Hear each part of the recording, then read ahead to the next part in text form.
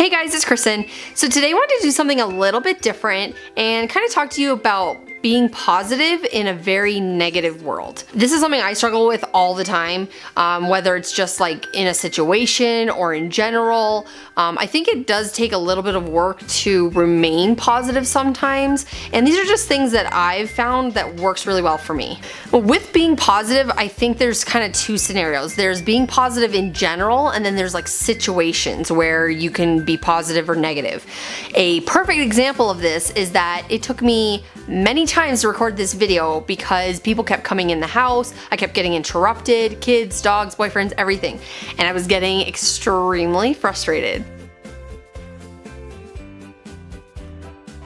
When you're in a situation that's very difficult, after you've taken the time to breathe, you then need to just accept that this is what's going on. You can't turn back time, you're not gonna be able to change it, so let's just like accept that this is what happened and move on and figure out a solution. First, just like breathe, because you're not gonna be able to react or even try to be positive about the situation if you're losing your mind and really frustrated. Then you can kind of either think about what could be worse, or you could think of something positive about that situation. So for me, getting interrupted multiple times, the positive of that is that I was able to rethink many times on how I wanted to do this video. So the first time I recorded is totally different than how I'm recording it now because I've had time to sit and think. So in a way, you know, maybe it was good that I had a little bit of time. If you want to go like the worst case scenario route, worst case scenario is that I would have never even made this video. So at least I'm able to record it. Do you know what I mean? So it can be like something small or it can be something really big. There's always a positive. Now, as far as being positive just in general, I think a lot of this has to do with a couple of things. It has to do with your confidence, and it also has to do with your surroundings. So as far as being confident, I think that if you are confident with yourself, this is gonna help you have a more positive outlook on life in general and not be so negative or really like point out the negatives of every single situation. On top of being confident with yourself, it's really important to surround yourself with positive people. So there are some people that you can just sense it. You get within 5 feet of them and you just all of a sudden just feel that negative energy off of them.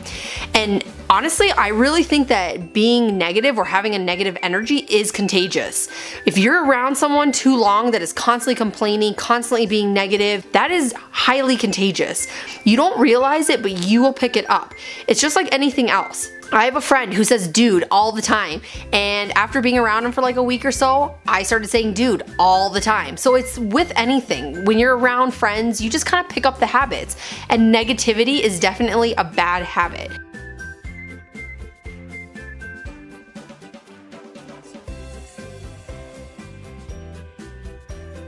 So if you're around people that are constantly negative, it's gonna be really hard for you to even see the positives in people, in situations, in yourself, anything. I'm not necessarily recommending that you just cut those relationships, but maybe distance yourself a little bit, or, you know, try to change conversations if you see it going down a negative road.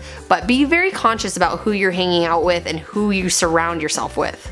Also, it's really important to recognize when you're complaining, because complaining and negativity, I think, kind of go hand in hand. I am so guilty of this. Sometimes you're just in that mood and I have to stop myself and go, wow, I'm pretty sure you just complained about 20 things in the last 5 minutes. So it's something you have to kind of like snap yourself out of it. And that's really hard to do, but that helps quite a bit as well. And the last thing I would say is, this is not for everyone, but keeping a journal.